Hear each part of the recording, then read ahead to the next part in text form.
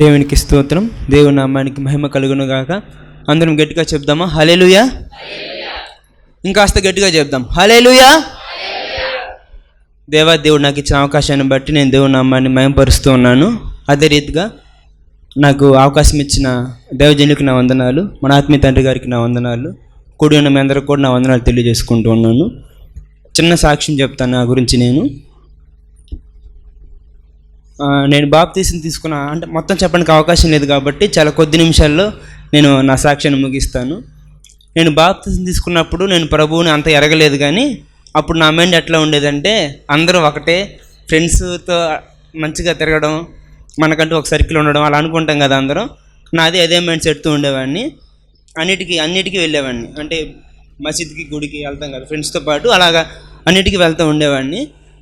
రాను బాప్తీసం తీసుకున్న తర్వాత నాకు ఫస్ట్ వచ్చిన ప్రాబ్లం ఏంటంటే దేనికి వెళ్ళకూడదు నాకు అది కొంచెం బాధ అనిపించేది. అందరూ ఒకటే కదా, అందరితో మనం కలిసి ఉండాలి, మనం ఒకటే ప్రత్యేకంగా అనుకోవడం అనేది కొంచెం నాకు ఇబ్బంది అనిపించేది. సండే స్కూల్లో కూడా అదే నేర్చుకున్నాను, కానీ ఫ్రెండ్స్తో ఉన్నప్పుడు అవన్నీ మనకి గుర్తొచ్చేవి కాదు, వాళ్ళే మనకి ఇంపార్టెంట్ అనిపించేది. తర్వాత కొన్ని దినాలు గడిచిన తర్వాత ఒకరోజు నేను మందిరంలో వచ్చిన సమస్యను బట్టి, నేను నా జీవితంలో వచ్చిన ఇబ్బందిని బట్టి ప్రార్థన చేస్తూ ఉన్నాను. ఎలా ప్రార్థన చేస్తున్నానంటే, మందిరంలో ఎవరు లేరండి, తలాలు తీసుకున్నాను, చర్చిలో ఒక్కడిని మోకరించి ప్రార్థన చేస్తూ ఉన్నాను. అర్ధరాత్రి 12 దాటిన తర్వాత 1-2 ఆ సమయంలో 1-2 ఆ సమయంలో నేను ప్రార్థన చేస్తా మోకరించున్నాను. అలాగే పడుకుండిపోయాను. ఇక నా తల నేలకు ఆనిపోయింది, నేను మోకాలేసే ఉన్నాను. ఆ సమయంలో నాకు వచ్చిన దర్శనం ఏంటంటే, మన మందిరం తలుపులు తీయబడ్డాయి. అక్కడ నుంచి ఒక తెల్లని అంగి వేసుకున్న ఒక వ్యక్తి నడుచుకుంటూ వచ్చి నేను పడుకొని ఉంటే నన్ను లేపి ఎత్తుకొని తీసుకొని బలిపీఠం మీదకి వెళ్ళి అక్కడ ఆయన నన్ను ఒళ్ళో కూర్చోబెట్టుకొని, ఎందుకు నువ్వు బాధపడుతున్నావు, ఎందుకు ఏడుస్తున్నావు, నేనున్నానని నీకు ధైర్యం రాలేదా అని నన్ను ఓదారుస్తూ ఉంటే నేను ఇంకా ఎక్కి ఏడుస్తున్నా. ఆయన మళ్ళీ నేనున్నాను కదా, నేను ధైర్యపరుస్తా, చిన్నపిల్లని మన అట్లాగా చేతులు పెట్టుకుంటారు కదా తల్లి, అట్లాగా నన్ను పెట్టుకొని ఆయన ఒళ్ళు నేను అలాగా పడుకొని ఉన్నాను, నన్ను ఓదారుస్తూ ఉంటే ఏడుస్తూ ఉన్నాను. ఇంకా అట్లాగా నేను మొట్టమొదటిసారి అలాగా ప్రభు దర్శనం చూసినప్పుడు చాలా ఆశ్చర్యపోయాను. నిజంగా దేవుడు నా పట్ల ఏదో గొప్ప ఉద్దేశం కలిగి ఉన్నాడు అనుకునేవాడిని, కానీ అది ఎవరితో నేను చెప్పుకోలేదు, పంచుకోలేదు కూడా. ఆ తర్వాత ఇంకా నేను మెల్లిగా కొంచెం ఆత్మ సంబంధంగా ఎదుగుతూ ఉన్నప్పుడు, కొంచెం ప్రార్థనాపూర్వకంగా ఎదుగుతూ ఉన్నప్పుడు ఖచ్చితంగా ఎన్ని ఇబ్బందులు వచ్చినా, లేకపోతే చిన్న చిన్న సమస్యలు వచ్చినా, లేదా ఒకవేళ మనం అంత బిజీగా ఉన్నా సరే, నేను ఖచ్చితంగా ఒక మంచి అలవాటు నేర్చుకున్నా. తప్పకుండా మనం బైబిల్ చదవకుండా టిఫిన్ చేయకూడదు, బైబిల్ చదవకుండా ప్రార్థన చేయకూడదు. మేము రూమ్లో ఉన్నప్పుడు కూడా క్లాసులకు వెళ్తూ ఉన్నప్పుడు ఒకవేళ మేము మార్నింగ్ ఎవరన్నా మాతో ఉన్న కొలీగ్స్ ఎవరైనా సరే, ఫ్రెండ్స్ కానీ ఎవరైనా బైబిల్ చదవకపోతే మార్నింగ్ వాళ్ళకి మధ్యాహ్నం భోజనం ఉండదు. అది మేమందరం ఎవరి మీద ఒక డిమాండ్గా కాదు, కానీ అందరం ఆత్మ సంబంధంగా అట్లా ఒక నిర్ణయం పెట్టుకొని ఆ రోజు ఒకవేళ క్లాస్కి వెళ్ళిపోయి ఉంటే మరలా రూమ్కి వచ్చిన తర్వాత ప్రేయర్ చేసుకున్న తర్వాత అతను భోజనం చేయాలి. దానికి ఎవరో సీసీ కెమెరా పెట్టి చూసేది ఏం లేదు, కానీ ఎవరికి వాళ్ళ అంతరాత్మ ప్రకారం అలా నడుచుకునేవాళ్ళం. అట్లా ఎదుగుతూ ఉండేవాడిని. అయితే నన్ను ప్రతి సందర్భంలో కూడా నేను ఏ బాధ చెప్పుకునేవాడిని కాదు. నాకు ఈ సమస్యని నేను పాస్టర్ గారితో ఎప్పుడు పంచుకోకపోయినా నన్ను చూసి ఆయన ప్రతిదీ అర్థం చేసుకొని నాకు గైడెన్స్ ఇచ్చేవారు, మన ఆత్మీయ తండ్రి గారు. మరొక మాట చెప్పాలంటే, నేను కొన్ని సమయాల్లో ఆయన చాలా దుఃఖపెట్టాను. సహజంగా కొంతమంది ఏం చేస్తారంటే, మనం ఎవరినైనా నమ్మించి మోసం చేసామనుకోండి, ఏం చేస్తారు, మరొకసారి మనకు అవకాశం ఇవ్వరు కదా. కానీ మన ఆత్మీయ దైవజనులు అయితే, ఆత్మీయ తండ్రి గారు నన్ను ప్రేమించి నా వల్ల కొన్ని ఇబ్బందులు పడినప్పటికీ కూడా నన్ను ఇంకా ఆయన చేరదీసి నన్ను ఇంకా ప్రేమించి నన్ను బలపరిచేవారు. నేను ఎప్పుడైనా బాధగా ఉన్నా సరే నాకు ధైర్యం చెప్పి అలా కాదు ఇలాగా అని ఆత్మ సంబంధంగా ఎన్నో నేర్పించేవాళ్ళు. చివరికి ఎలా అయిపోయిందంటే, నేను ఇంకా అట్లా ఎదుగుతూ ఉన్నప్పుడు దేవుని పరిచర్య కూడా చేయాలని ఆశ ఉన్నా నాకు ధైర్యం ఉండేది కాదు.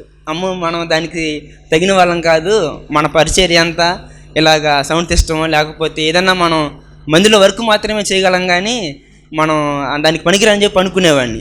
అయితే కొన్నాళ్ళ తర్వాత దేవుడు దాంతో కూడా మాట్లాడిన తర్వాత నేను మెల్లిగా పరిచర్య చేస్తూ ఉండేవాడిని. మన పాస్టర్ గారు మన పరిచర్యలో ఉన్న ప్రాంతాలు పంపించేవాళ్ళు నన్ను. అలా చేస్తున్నప్పుడు కూడా నేను బయటికి కూడా కొన్ని ప్రాంతాలకు వెళ్ళినప్పుడు కొంతమంది సేవకులు నాతో అనే మాట ఏంటంటే, అయ్యా నువ్వు నీ పేరు తగ్గట్టు ఉన్నావు, నిన్ను బట్టి నాకు ఎలాగైనా సరే మీ ఆత్మీయ తండ్రి గారిని మా మందిరాన్ని తీసుకొచ్చి ప్రేయర్ పెట్టించాలనుకునే వాళ్ళం అని చెప్పి నన్ను అడిగేవాళ్ళు. అన్న తప్పకుండా నేను పిలిపిస్తాను మా పాస్టర్ గారిని, తప్పకుండా ఆయన కాదంటే అనేవాడిని.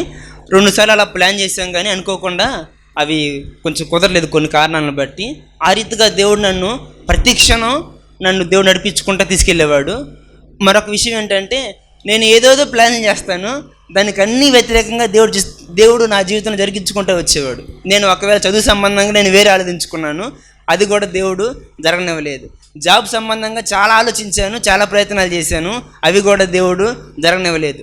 చివరికి నేనే గ్రహించానంటే, మనం ఎన్ని ప్రయత్నాలు చేసినా సరే దేవుని చిత్తానికి విరోధంగా మాత్రం మనం ప్రయాణం చేయలేం. మనం ఎంత సాధించాలనుకున్నా, ఎంత పట్టుదల ఉన్నా సరే దేవుని సన్నిధిలో మనం ఎదుగుతూ ఉండి కూడా దేవుని చిత్తానికి వ్యతిరేకంగా మనం ఎక్కువ దూరం ప్రయాణం చేయలేమని నాకు అర్థమైంది. అయితే నేను ఇందాక చెప్పాను కదండి, దేవుని దర్శనం చూశానని. అట్లాగా చాలాసార్లు చాలా సందర్భాల్లో దేవుడు నాతో మాట్లాడడం జరిగేది. అప్పుడు మాత్రం ఒక చిన్న పాట నేను రాసుకున్నాను. ఒక చరణం పాటు నేను నా సాక్ష్యాన్ని ముగించేస్తాను. అది ఏమని రాసుకున్నానంటే, దేవుడు నా జీవితాన్ని ఎలాగ మార్చాడు, ఆయన నన్ను దర్శించి అని. అప్పటి నుంచి దేవుడు కూడా నాకు ఒక చిన్న జ్ఞానం ఇచ్చాడు. నాకేదైనా బాధ అనిపించినా, సంతోషం అనిపించినా పాటలు రాసుకోవడం నాకు అలవాటయ్యింది. ఆ రీతిగా దేవుడు నన్ను దర్శించి ఆయన కృపలో నేను ఎదగడానికి దేవుడు నాకు సహాయం చేశాడు. నేను మాత్రమే కాదు, మనం ఈ పరిచర్లో ఇంత మంచి ఆత్మీయ తల్లిదండ్రుల దగ్గర పెరుగుతున్న మనం అందరం కూడా ఆత్మ సంబంధంగా మంచి ఉన్నతమైన స్థానాల్లో ఉండాలని, మనల్ని బట్టి దేవునికి, సంఘానికి, ఆత్మీయ తల్లిదండ్రులకి మంచి సాక్ష్యం, మహిమ, ఘనత కలగాలని కోరుకుంటూ ఇచ్చిన సాక్ష్యం దేవుడు దీవించును గాక.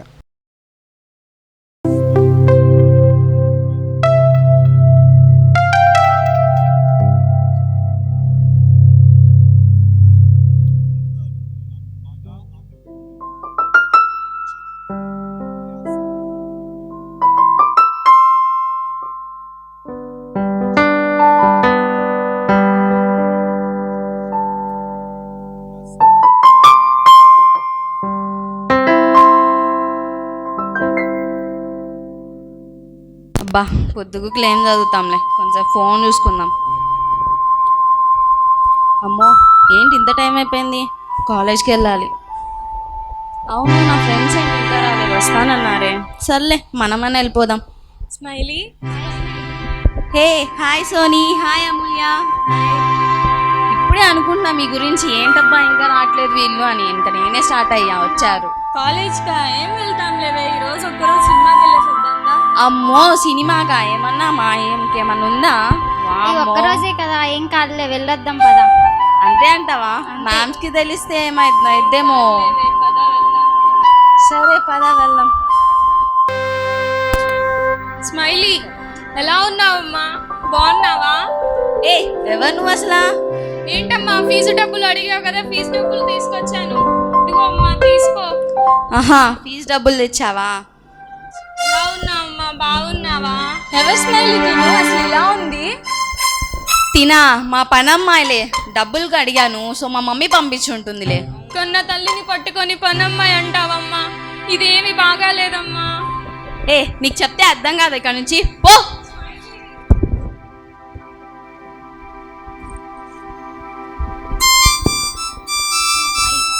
స్మైలీ, ఏమనుకుంటున్నావు నువ్వు? కన్న తల్లిని పట్టుకుని అలా గెంటేస్తావా?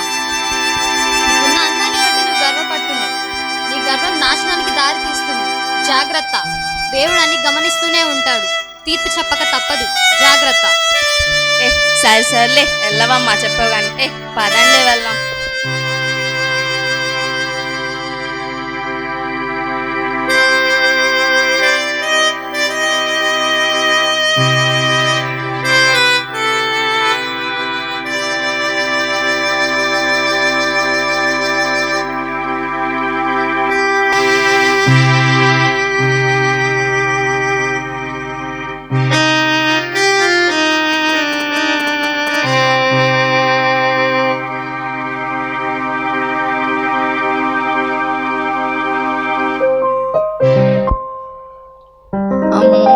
ఏంటి హెడేక్, కంటిన్యూస్గా వామిటింగ్స్ అవుతున్నాయి. ఏమైంది నాకు అసలు? డాక్టర్కి మొన్నే బ్లడ్ శాంపిల్స్ ఇచ్చా, ఏమైందో కనుక్కుందాం ఒకసారి.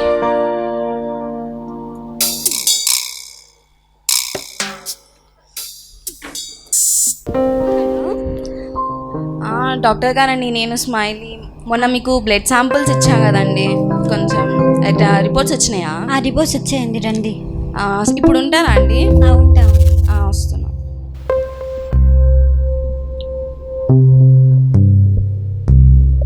May I come in doctor?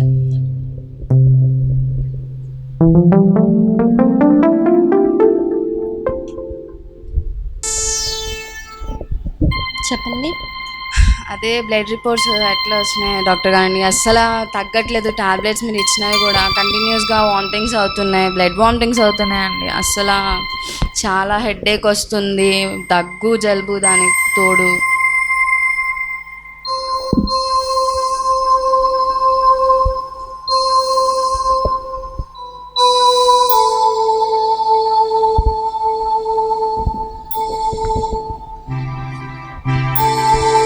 చూడండి, మీ పరిస్థితి ఏమీ బాగోలేదు. మీ హెల్త్ పూర్తిగా పాడైపోయింది. ఎంత త్వరగా హాస్పిటల్ అడ్మిట్ అవుతే అంత మంచిది. ఆపరేషన్కి మనీ రెడీ చేసుకోండి. అమ్మో, ఆపరేషనా? ఎంత అవుతుందండి? 3-2 lakhs అవుతుంది. అమ్మో, ఇప్పుడు నేను అంత డబ్బు ఎక్కడి నుంచి తేనండి? లేకపోతే మీ ఇష్టం, మీ ప్రాణంకి ప్రమాదం. సరే డాక్టర్ గారు. అమ్మో, 2-3 lakhs అంట. ఇప్పుడు నేను ఎక్కడి నుంచి తేవాలి అంత డబ్బు? అనవసరంగా మా అమ్మని కూడా దూరం చేసుకున్నా. కనీసం తనన్నా ఉంటే నాకు ఎంతో ధైర్యంగా ఉండేది. ఇప్పుడు ఎలా? అమ్మో, సరే నా ఫ్రెండ్స్ కన్నా ఫోన్ చేద్దాం.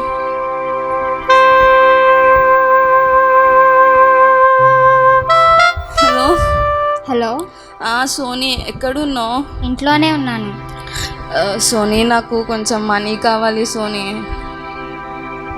అసలు హెల్త్ బాగోలేదు. సో ట్రీట్మెంట్కి నాకు 3 lakhs కావాలి. ఏమైనా అరేంజ్ చేయగలవా? అమ్మో, 3 lakhs నా దగ్గర లేవు. ప్లీజ్ సోనీ, అలా అనకు. నీకు చాలాసార్లు నేను ఇచ్చా కదా. నా దగ్గర మనీ లేవు. మనీ కోసం అయితే నాకు కాల్ చేయకు. బాయ్. హలో.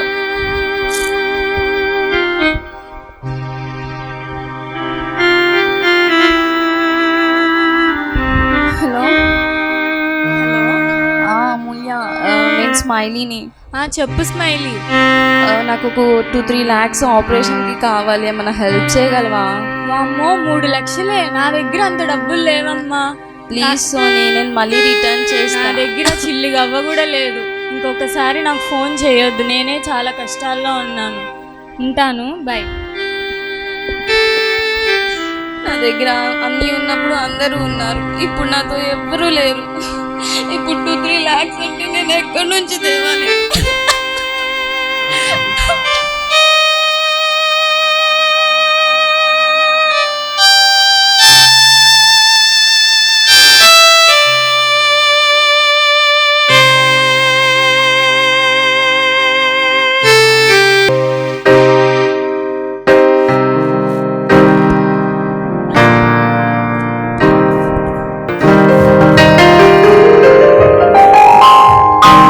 స్మైలీ, స్మైలీ, ఏమైందమ్మా? ఎందుకు ఏడుస్తున్నావు? స్మైలీ. అక్క, నన్ను అందరు వదిలేశారక్క. ఇప్పుడు నేను ఆపరేషన్కి 2-3 lakhs కావాలంట అక్క. చూడు నా స్మైలీ. దగ్గర అంత మనీ లేవు. చూడు స్మైలీ, చూసావా? దేవునికి దూరంగా నీ ఇష్టానుసారంగా బ్రతికావు. చూసావా నీ పరిస్థితి ఎంత దారుణంగా మారిపోయిందో. అయినా పర్లేదు, దేవుడి దగ్గర నువ్వు చేసిన పాపాలన్నీ ఒప్పుకో, నిన్ను తప్పక క్షమిస్తాడు. నన్ను క్షమించాడక్క, నేను చాలా ఘోర పాపినక్క. దేవుని దగ్గర ప్రార్థన చేసుకో, నీ పాపాలన్నీ ఒప్పుకో, తప్పక క్షమిస్తాడు. ఇప్పుడే దేవుని దగ్గర ప్రార్థన చేసుకుందాం. మన ఇద్దరం కలిసి ప్రార్థన చేద్దాం. నిజంగానా అక్క? నిజంగా దేవుడు క్షమిస్తాడు. మనం ప్రార్థన చేసుకుందాం. సరే.